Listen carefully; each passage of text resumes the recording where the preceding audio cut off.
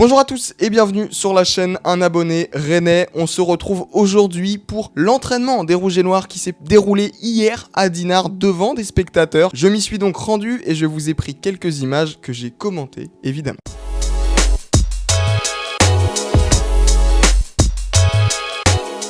Pour ceux qui ne sauraient pas, le Stade Rennais est en ce moment en stage de préparation à Dinard, une ville au nord de l'Ille-et-Vilaine. Ils y sont du 5 au 15 juillet pour préparer la saison. Ils reviennent évidemment le 16 pour leur premier match de préparation à domicile face à Châteauroux.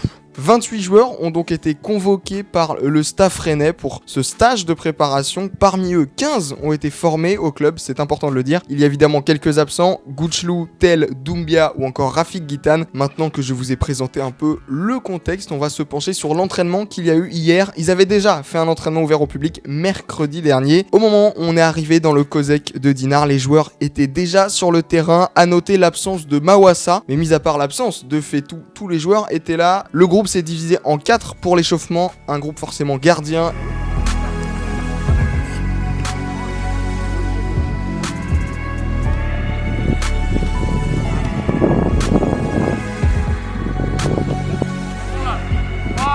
Et ensuite le reste avec des étirements et des échauffements un peu plus dynamiques.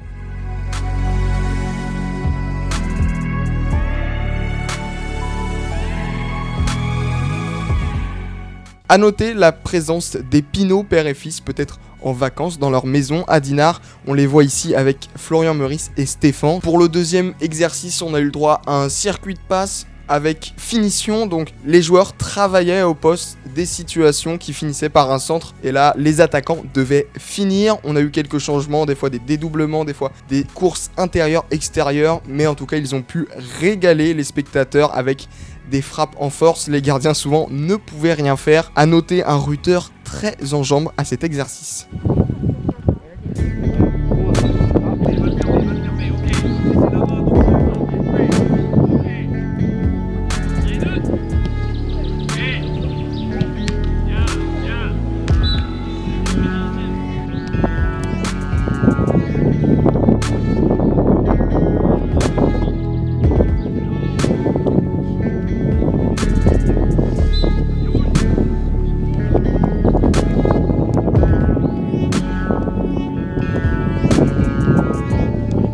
Et ils ont fini par une traditionnelle confrontation, des petits matchs de 10 minutes sur but amovible, environ un demi-terrain. 8 joueurs s'affrontaient plus un goal.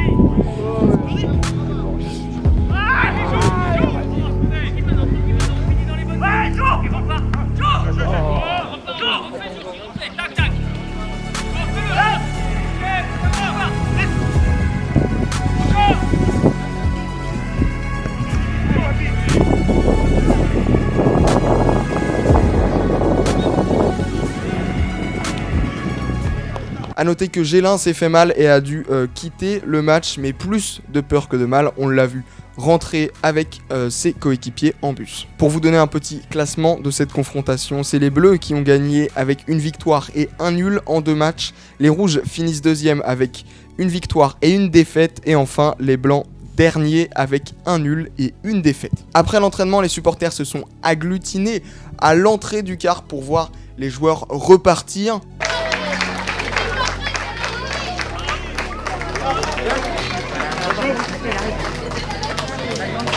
Attention mon grand. Oui. Quand certains s'excusaient de ne pas pouvoir prendre de photos et signer de dédicaces en raison du contexte sanitaire, d'autres s'y sont prêtés au jeu, notamment Del Castillo et Camavinga. D'ailleurs, en parlant de Camavinga, je vous laisse avec les images et le son surtout de son entrée dans le bus.